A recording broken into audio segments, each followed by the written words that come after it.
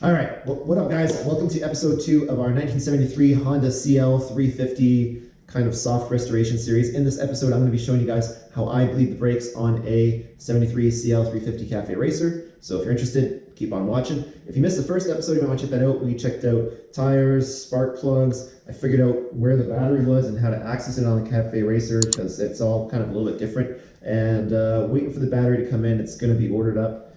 But in the meantime, there's a bunch of other work we can do on this bike, so why not get started?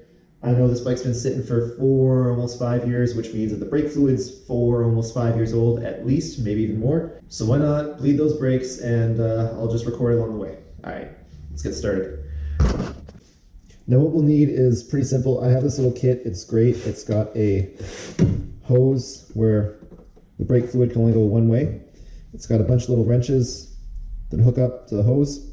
I think that was maybe like 20 bucks. It was pretty cheap. I'm a pretty cheap guy, so I wouldn't have bought it unless it was a good price. I will link in the description box down below to where you guys can get something like this. It works for your car, your motorcycle, your other motorcycle, your other motorcycle.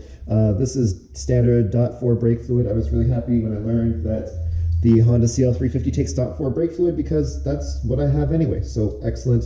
These are only like 10 bucks per bottle or less. And then some kind of screwdriver or some kind of way of taking off the top fasteners. So I'll show you what I mean by that. The first step is going to be a little prep work and then taking off these 2 screws. So for prep work, what I do is I look through a little window down here just to kind of see what the overall color is. Might even snap a picture for before and after, a little Instagram post.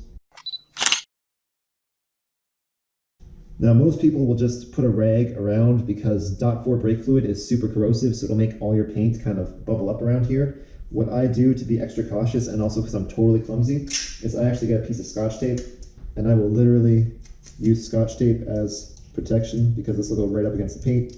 If any brake fluid does come down, it'll run over the Scotch tape and not under it, which is how it would ruin your paint. If you're a mechanic, you're probably laughing at me right now for being so crazy and so cautious, but I'm not a mechanic, so I like to be extra cautious because I like being careful and I like keeping things as good a shape as I can.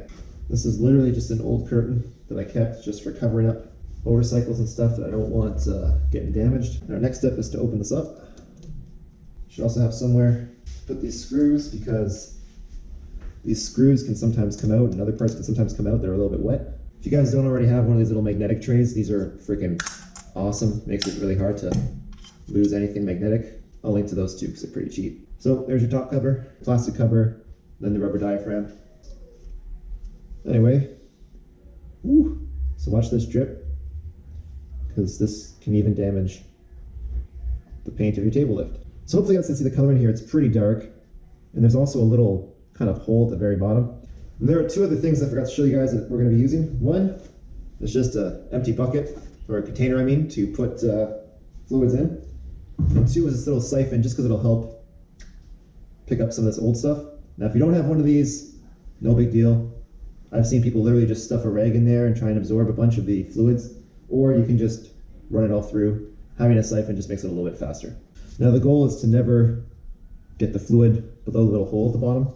We can still pull quite a bit out, and you can see it's really yellow when it's supposed to be pretty clear. So this fluid was definitely due for a change.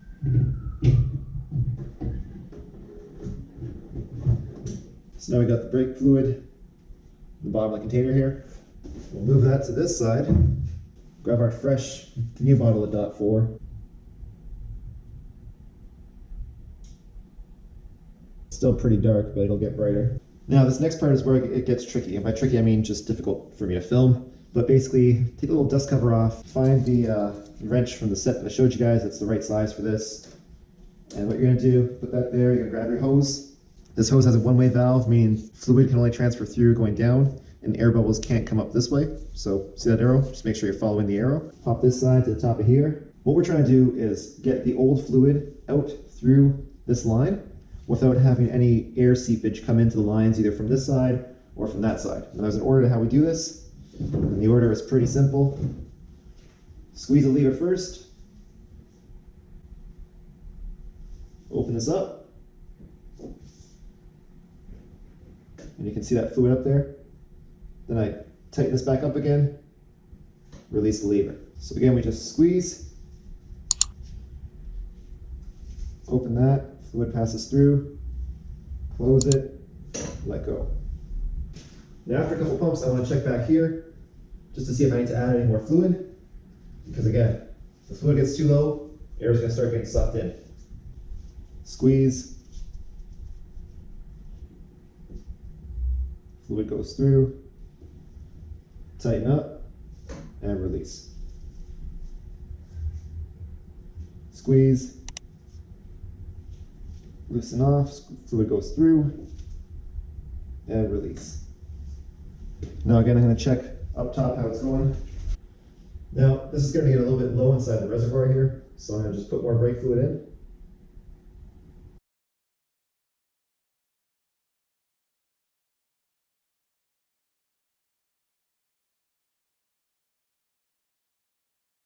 Now once you're done with that, you just put everything back together again. So diaphragm, plastic cover, middle top. I like to start with just hand threading these to be extra careful, then tighten it up. Bless you. Doesn't need to be crazy tight. Just a hair past snug is good enough. Then if you went crazy with the tape like I did, just pull all the tape off. And don't forget to take an after picture for Instagram of how much lighter that window is. So that's it for this video, guys. If you have any questions, please leave them down in the comment section. Now you guys know how I bleed the brakes on a Honda CL350. If you have any comments, please leave those too. If you like the video, please hit that like button. And if you want to see more videos of me working on the Honda CL350, please hit subscribe. I would really appreciate your support. Thank you guys so much. I'm Adrian from eMotorcycle. Ride safe. Peace. Oh, and next video, we are going to be draining the gas out of the gas tank and draining the carburetors. So if that interests you, yeah, hit subscribe and check out the next video. All right, peace.